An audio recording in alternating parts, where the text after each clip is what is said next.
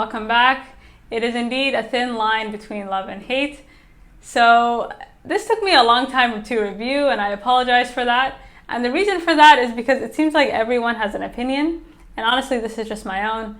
So overall, I really enjoyed this movie. I like the script, I like the dynamic, I like pretty much everything, and I like the topics that they used and the conversations that they've had to kind of flesh out this bigger point, which is pretty much what happens. This is a movie about what happens when you pin all your hopes and dreams into another person, right? Like what happens when you make somebody else responsible for your happiness.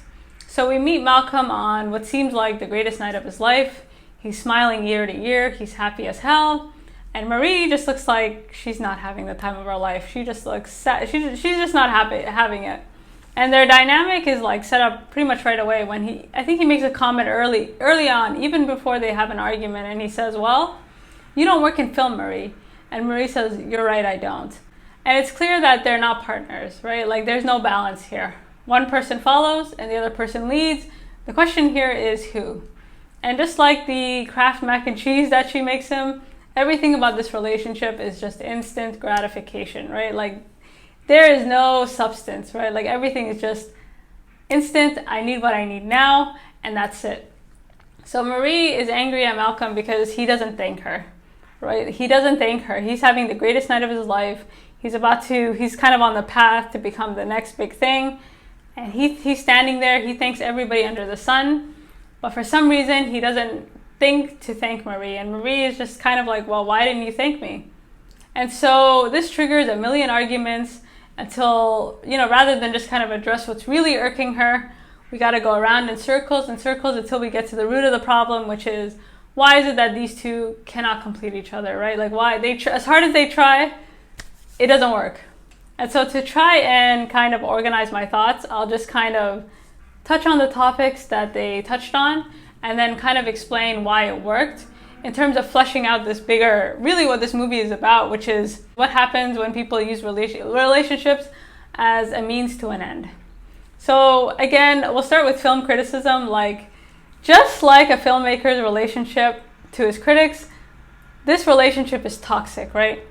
So back in the day, film critics used to come for your life. Now, welcome to Spice World. And what can you really say about 5 Brit singers whose principal diversity is that they have different names?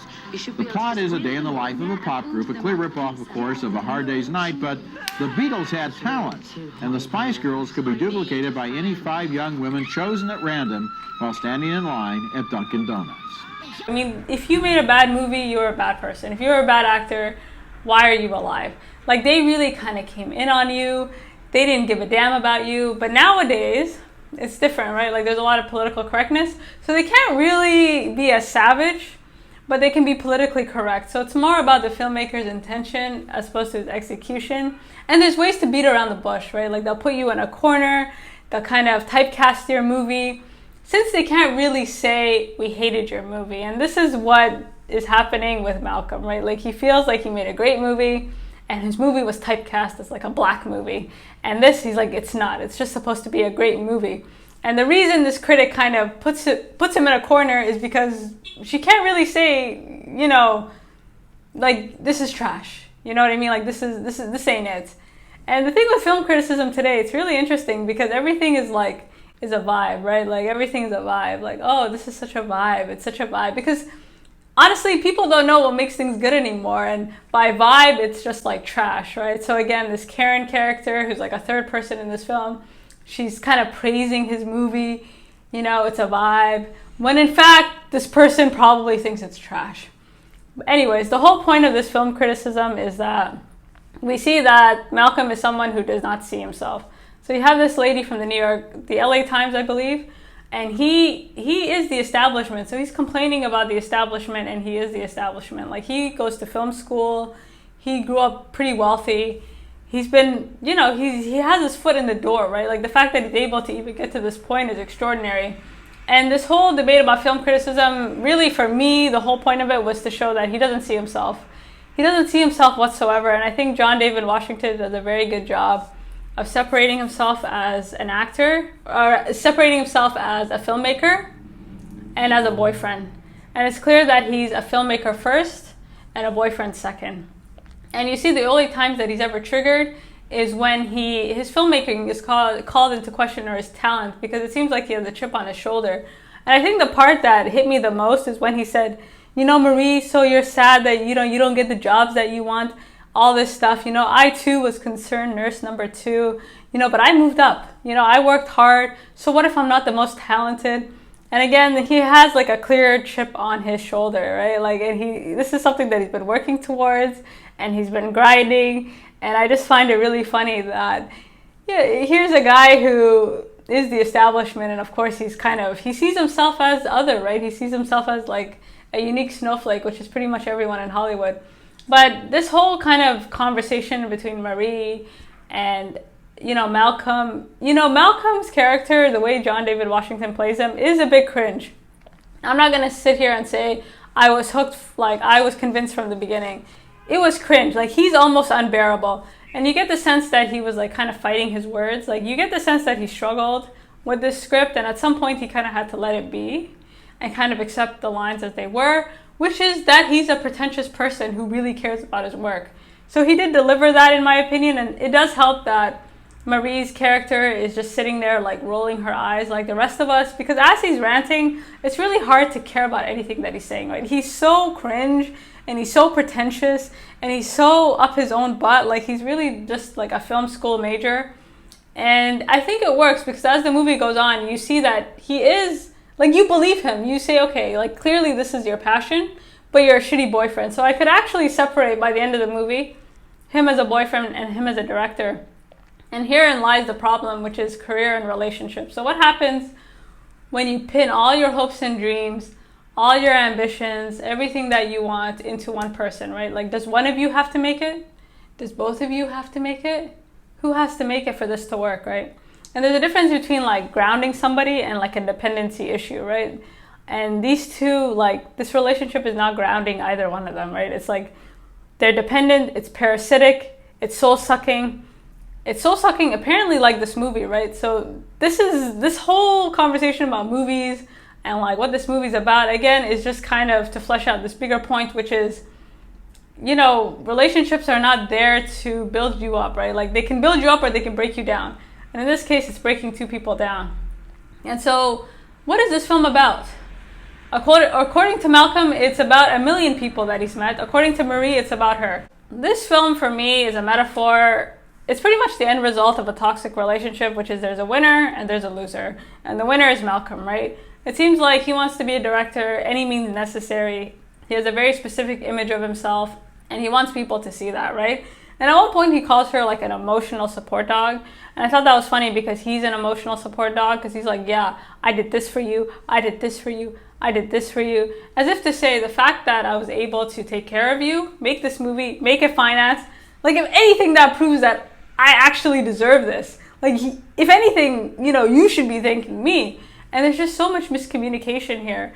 And the reason he doesn't cast her, right? Like, because she kind of, like, we go through all this song and dance, and he says, why didn't you cast me? And he does all this stuff, but at the end of the day, it seems like Marie was his secret ingredient. And it's really clear to me that he's somebody who cares very much what people think. And casting Marie kind of raises this doubt, right? Like, was this from a creative place? Was he inspired? Was he, you know what I mean? Or did he take somebody else's story and kind of make it his own, right?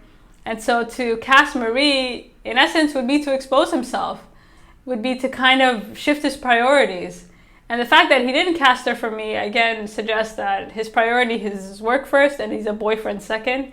And you see that time and time again in how he kind of frames things. I mean, the way John David Washington's character, like, he's so indifferent, right? Like, if you notice, he's so indifferent. And again, this plays to this bigger picture, which is he's not bothered because he fulfilled his potential. Like, he made the movie that he was supposed to make, and he's looking at Marie like, you should have used me better. You should have auditioned. You should have done this and this. But at the end of the day, his reputation is starting off great. And the idea that he'd be willing to jeopardize it to kind of please his girlfriend is a bit silly, right? So I think, again, like, these conversations that they're having about movies, about who this film is about, speaks to this bigger issue, which is what is the balance between career and relationship, right? Like, does one person support the other? Do you both support each other? Does one person make it? So Marie is kind of wondering, like, where do I go from here? Where Malcolm, you know, it's to the sky, right? Like, he is now on the path and he's chilling. So we get to this kind of last kind of point, or this last point in the conversation, which is authenticity. So let's just say this movie was about Marie. So what? You know, Malcolm brings up a lot of good points. He said, at the end of the day, I shot it. You know, I am the one who had the talent. I'm the one who funded this. I'm the one who had the follow through to do everything to make this a reality. And this whole conversation about authenticity, I think is true. Like, he's not lying. Authenticity is an overused word. It's what people use to describe things when they don't know it's good, right? Authenticity, it's a vibe.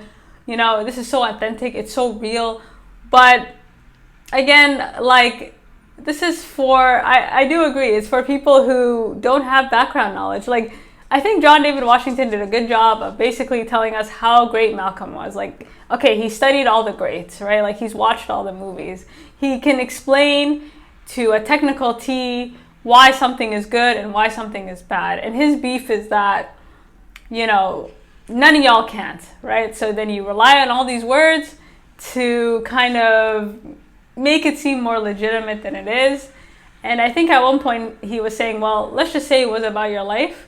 That's a YouTube video, right? Like, all I had to do was press record, transcribe, and yeah, like, I felt kind of attacked by that, but I could see his point. But still, like, he's really defending himself, and he goes through great lengths to kind of, again, like, showcase how hard he's worked. Fine. How much work he's done. Fine. But again, relationships are about balance, right? At the end of the day, this movie would not have been made if he had never met Marie. So the fact that he's not really willing to credit her to making him a better director speaks to the toxicity of this relationship, right? Like, there's no balance. One person leads, one person follows, and that's it.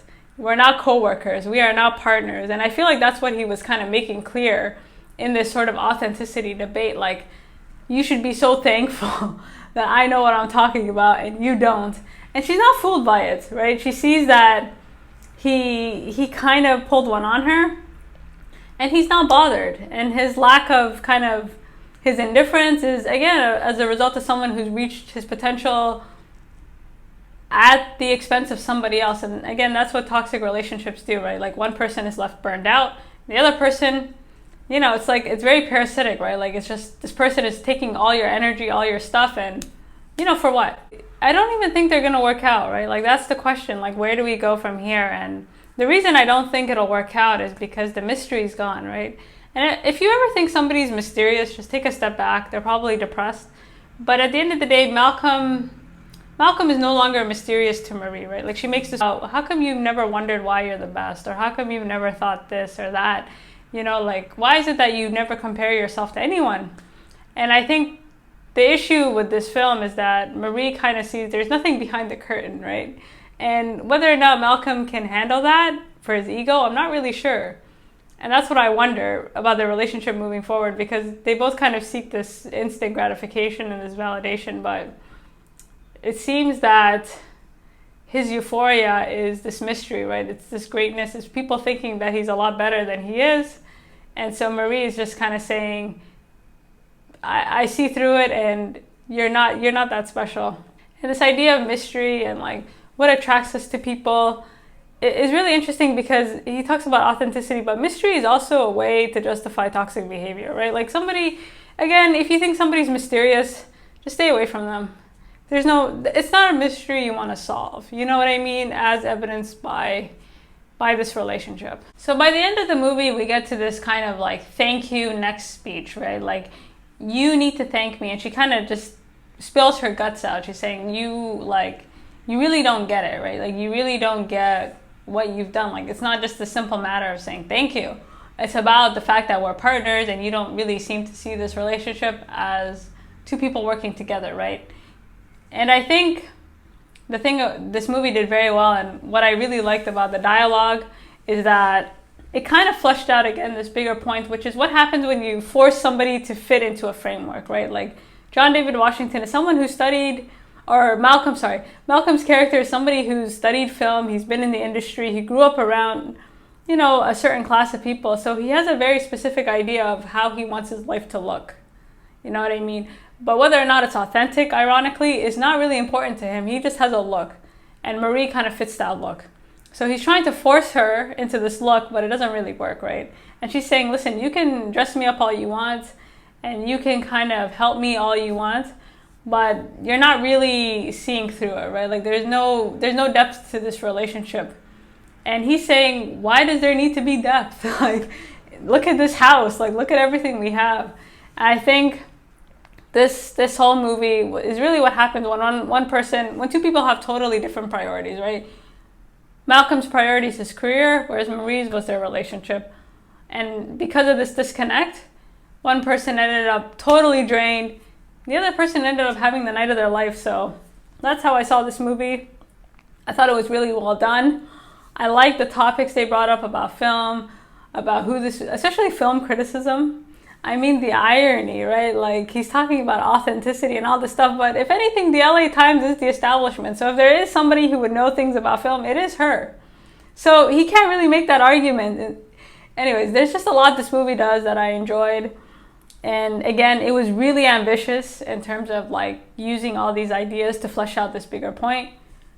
But yeah, it's, you know, all I took away from this was that make sure that you and your partner have the same priorities, and things don't work if two people have different priorities, right? Everybody ends up disappointed. And you can't force people to be who they're not. You can't really force people into, you can't force people, like, you can have an idea of somebody, but this is not the case. And so you can try all you want, but it's not gonna happen. Anyways, thank you for stopping by, and I will be more timely with my reviews. I'll have Judas and the Black Messiah out like this. Minari is the other one that I'm gonna review. And I guess this Cecil Hotel thing, like this, anyways, I'll be on time from now on. Thank you so much, and until